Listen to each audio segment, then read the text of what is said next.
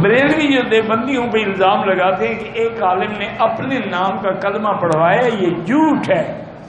ایک آدمی نے خواب آگے سنایا تھا حضور پاک کا کہ میں نے حضرت تھانوی کو کہ حضرت میں نے خواب میں دیکھا کہ میں کلمہ پڑھنا چاہتا ہوں لیکن زبان پہ آپ کا نام آ جاتا ہے۔ تو آپ نے فرمایا بھی مبارک خواب ہے، معنی یہ ہے کہ تمہارا پیر حضور کی سنت کا متبع اور غلام ہے۔ یہ تو خواب ہے، کوئی انہوں نے نہیں کہا تھا، تم کس سے بنا لیتے ہو؟ دیوبندیوں نے کہا تھا۔ کیسے کہا تھا؟ تم خواب میں دیکھتے ہو کوئی تمہیں جوتے مارا ہے، لگتے؟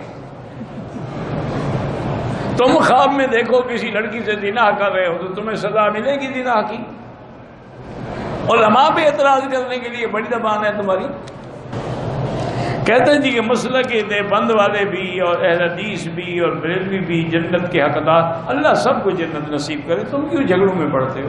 مسائل میں اختلاف ہوتا ہے۔